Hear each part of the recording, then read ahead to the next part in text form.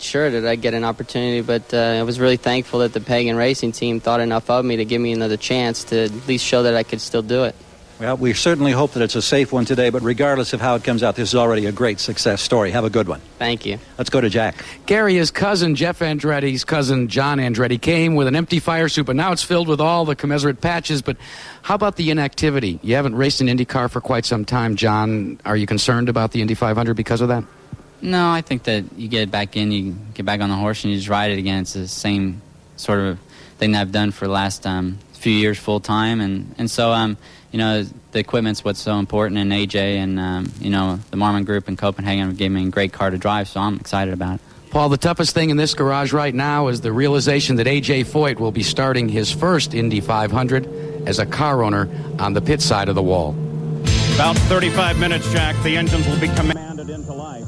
Now it's time for our regular feature on what's new in the world of sports, science, and technology. A look behind the scenes as sports and science converge, brought to you by AT&T. IndyCar drivers must be at their peak both physically and mentally to endure the demands of a 500-mile race. Lynn St. James, last year's Indy 500 Rookie of the Year, can undergo a battery of tests to evaluate her overall driving condition. At Human Performance International, she tests her reaction time, her hand-eye coordination, and the strength of her driving muscles.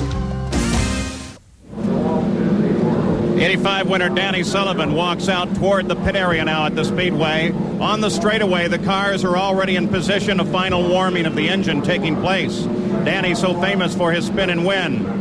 That was the only win ever from the 8th starting spot, the middle of row 3. Today, Danny will start in row 4 as we continue our look at the starting 33. The 5th through 3rd rows hold 2 rookies and 5 World Driving Championships. Rookie Stéphane Grégoire is a French Formula 3 champion. He drives as a part of a project to promote French drivers. This week, he was honored as the fastest rookie in the field at 220.8 miles an hour. Kevin Cogan is back after a 2-year layoff. His road to Indy has been rocky. In 1989, he took a terrifying ride and escaped with only cuts and bruises. In 1986, Kevin was running in the lead with 3 laps left when Bobby Rahal passed and won. Ironically, last Sunday, Rahal tried to bump Kevin out of the field, but failed. Nelson Piquet of Brazil will drive number 77. 3 times he's basked in the glow of a world championship in Formula One. Last year, his legs were badly broken in a practice crash. But Nelson battled back to start his first Indy 500. Outside the 4th row sits the 1985 winner at Indy, Danny Sullivan. He drives for the Gallus team in number 7. Away from the track, Danny spends his time with his son, Griffin. Scott Brayton, the former track record holder, is in his familiar number 22. Scott collects and restores fine cars, like this Cobra, which is equipped with a Buick Indy engine. Roberto Guerrero will start the 40 car from the inside of row number 4.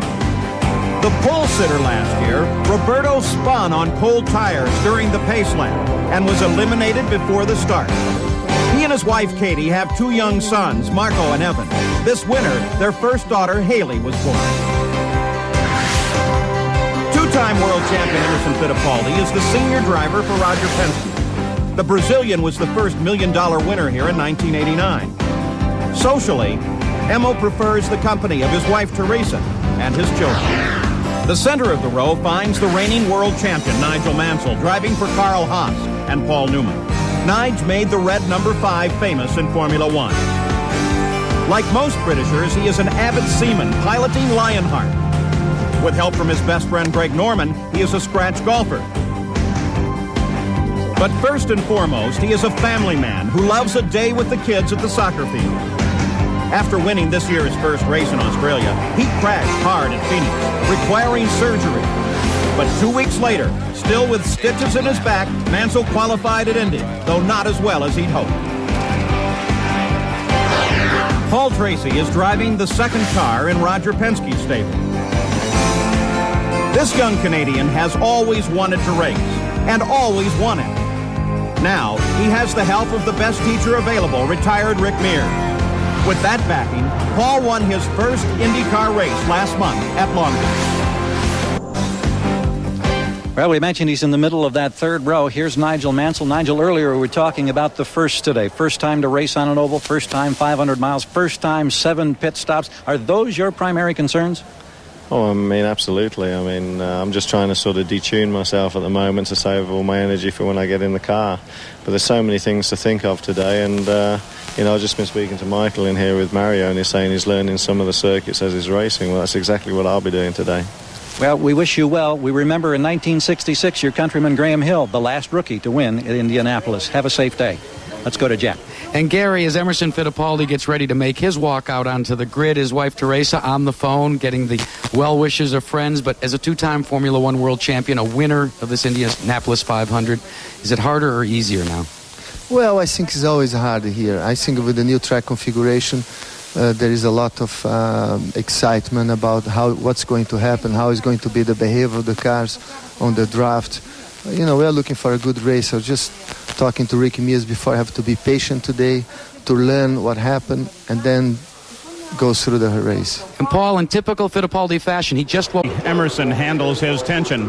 Eddie Cheever, part of that last day qualifying drama, now walks out onto the grid, a car that he borrowed at the last moment to re-qualify into this 500-mile race field. Now let's go to Jerry Punch.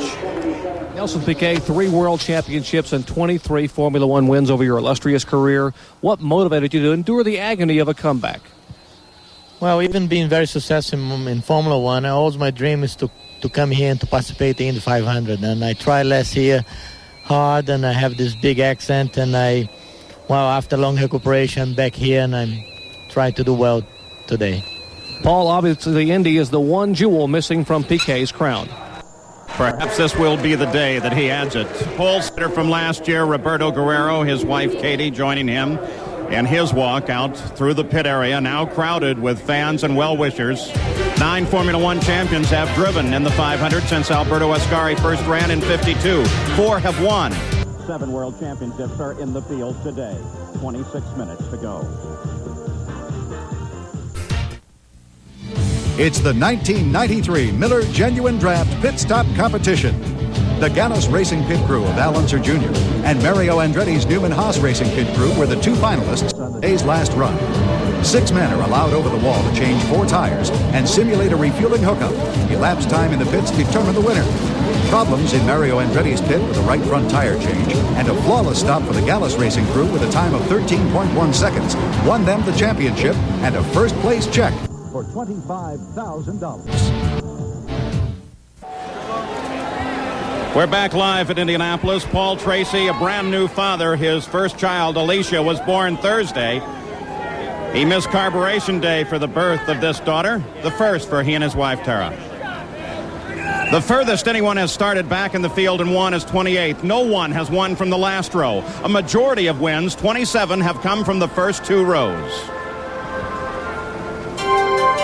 Our final look at the starting field takes in the first and second row. In row 2, a veteran, a rookie, and a champion. The rookie is ex-Formula One driver Stefan Johansson. This handsome, single Swede is also an artist. He designs a beautiful set of signature watches. In the center of row 2 is the defending champion, Al Unser Jr. In 1989, while battling Emerson Fittipaldi in the final laps, he hit the wall. Now, at his Albuquerque, New Mexico home, that section of the Indy wall has a prominent place, complete with Al's marks. Last year, he won the closest finish in Indy history to become the first second-generation winner. Already, there is a third racing generation. They call him Mini Al, and with the guidance of his dad and granddad, he's getting ready to race. Inside the second row is the other player in last year's record finish, Scott Goodyear, driving for Derek Walker. He didn't go in for Canada's favorite sport of hockey, but in his garage, he still tried. In the first row, 2 former winners and a hungry veteran. Outside is Raul Boesel of Brazil, driving for Dick Simon. Like his 2 brothers, he started as a show horse jumper, but preferred the louder life of motor racing. In the center of the front row is Mario Andretti, at age 53, starting his 28th Indy. Who would have guessed that the little Italian boy would grow up to win in 1969? Now, that 24-year-old race car is a museum piece, but Mario just keeps on racing. Arie Luyendyk is the pole sitter, driving for Chip Ganassi. Arie's only IndyCar win came here in 1990. This is his first career pole position. A man of style and grace, he owns an art gallery that focuses on racing in downtown Indianapolis. He and his wife, Mika, have 2 children, but the family is soon to double. Mika is expecting twins. In the middle of that important front row, Mario Andretti, you've been the fastest man this month. You're one of the favorites. As a man who's had more than your share of tough luck, does that favorites role create a special pressure? Oh, no, we like that. That's the kind of pressure we're looking for, and we just hope that everything just works for us as usual, and we're ready to go. Well, in years past, of course, his son Michael had been his teammate. Now he runs in the Formula One circuit. How much do you miss not being in this race for the first time in 10 years? Well, definitely being here, you miss it. You know, you just feel like I should be suited like him and ready to go, but it's just a strange feeling, but we're just going to be here cheering him on. Family Andretti, ready to go for it, Paul. The Andrettis not driving together this year. Raul Boesel came here as a rookie in '85, driving for Dick Simon, then an owner and a driver. Now he's back, and he has his finest opportunity to score. He starts on the outside of the front row. Here's Jack. Arie Luyendyk making his way out to his car. Arie, you've had a chance to talk to your fellow front row people. What was the discussion like? Caution. We got to take caution because obviously we're getting into a narrower corner than we did last year. So, the race is never won on the first lap, and we all realize that. Good luck to you. Thank you. Arie Luyendyk, the pole sitter. Let's go to Jerry Punch. Paul, with the altered configuration of the track, a lot of concern about the start of the race. We're with the defending winner, Al Unser Jr. And Al, your thoughts? Well, I think it'll be a little bit crowded in turn 1, and as long as everybody uses their head and realizes that it's 500 miles and not just turn 1, then everybody will be okay and we'll make it through. Paul, cautious optimism here in the Gallus garage.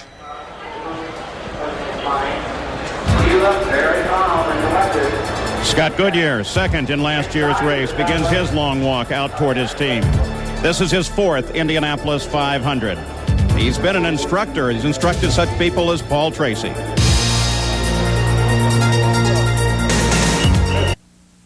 A duel between 2 champions sets the stage for horse racing's toughest test. But before it's post time in New York, it's tea time in Ohio. Join Jack Nicklaus for one of golf's premier events, the Memorial Tournament, sponsored by Dean Ritter. Then the final jewel of the Chrysler Triple Crown Challenge follows. It's the Belmont Stakes, all live Saturday on ABC.